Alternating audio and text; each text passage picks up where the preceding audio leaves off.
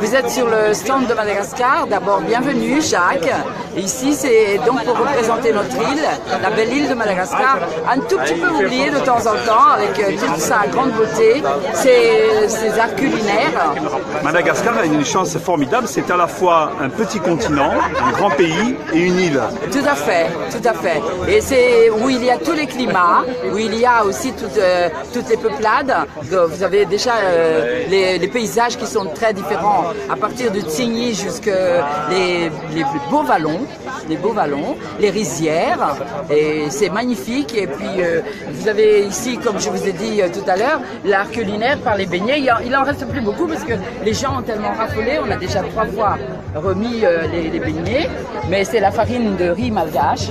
Et vous avez toutes les graines. Chez nous, ça c'est spécifique Madagascar. Wantbourg. Et vous avez les tsaramas, les tsiassis, ça veut dire que quand les gens les mangent, eh bien, ils ne peuvent pas s'en empêcher de tout finir parce que c'est trop bon. Tsiassis, voilà. Une question qui me titille le bout des lèvres. Oui, d'où vient la langue parlée à Madagascar? La langue parlée, c'est... Les origines de la langue malgache. Voilà, ça vient si vous faites dans la linguistique, ça vient vraiment du malais. Mais la langue malgache est une langue déjà primaire depuis très longtemps, sauf que c'était mélangé avec la langue de Malaisie. Malaisie. Et donc vous avez les arabes, par exemple, le mot arabe, c'est arabe là-bas. Et sinon vous avez aussi tout le côté ce qui veut dire qu'un Malaisien qui vient à Madaï s'y retrouve tout de suite au niveau de la linguistique. En linguistique, mais pas tout de suite parler, parce que la langue évolue. L'accent a changé peut-être? C'est surtout les raccords syntaxique. Parce que moi je suis littéraire, donc je peux vous parler longuement de la langue malgache. La Bible malgache est faite depuis très longtemps par les missionnaires, parce que la langue malgache est vraiment, c'est pas du latin, c'est pas c'est malaisie. En tout cas pour l'instant je n'en perds pas le mien, le latin. Je vais vous demander de me diriger, puisque vous êtes à la fois hôtesse d'accueil et un petit peu comme une guide, de m'amener vers une des personnalités de votre pays qui s'y connaît. Alors on va peut-être passer par ce monsieur d'abord, qui est quoi? Qui est chanteur. Voilà, qui est chanteur. Voilà. Moi je suis dans le groupe Vetso, on est basé à La Réunion. Et nous on chante un chant malgache qu'on souhaite inscrire au patrimoine de l'UNESCO, qui s'appelle le Bagas. Et donc on a fait un peu de chemin, on participe toujours à des salons comme ça pour parler de ce sujet-là. Et voilà, on a fait pas mal de pays aussi, les États-Unis, tout ça pour parler de Madagascar en bien. Okay. Parce que c'est un pays qui le mérite et qui a beaucoup de potentiel. C'est un pays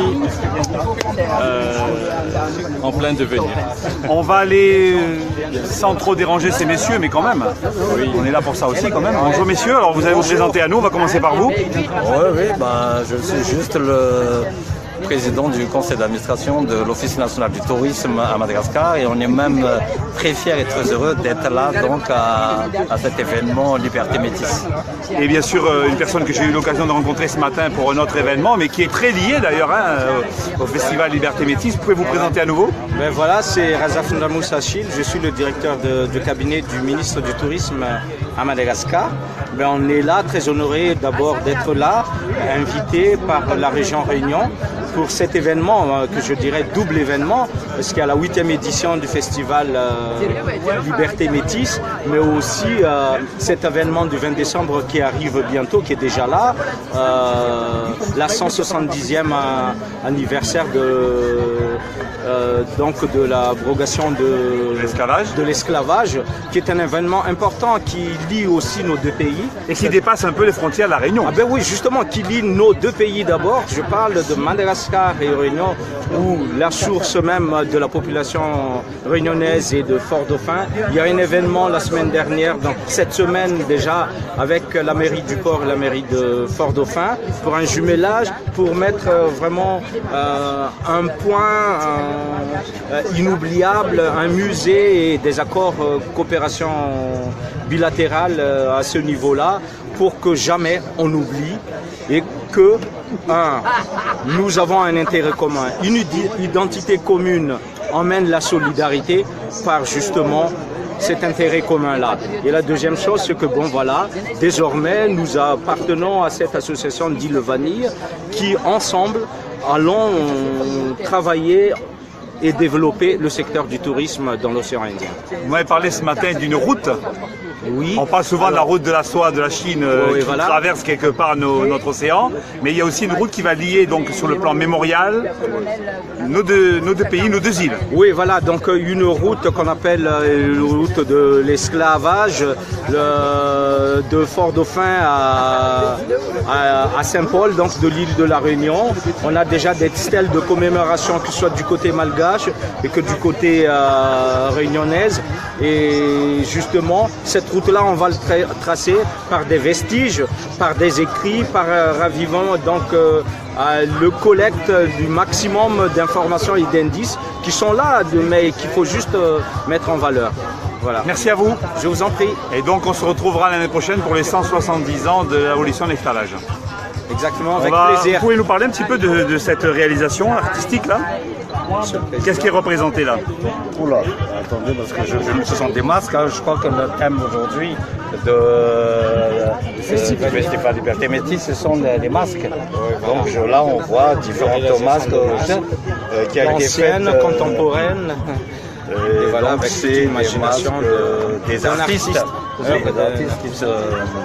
D'accord, mais je veux dire, la symbolique même du masque, on sait qu'au niveau de la tradition africaine, c'est très très prenant, très présent tous les jours. Est-ce qu'en 2017, à Madagascar, on accorde encore beaucoup d'importance aux représentations des masques? Oui, bah, la preuve, nous avons des artistes là qui reproduisent encore, c'est que ça veut dire qu'aujourd'hui, toute notre culture doit toujours exister et se développer et se faire connaître partout où on va.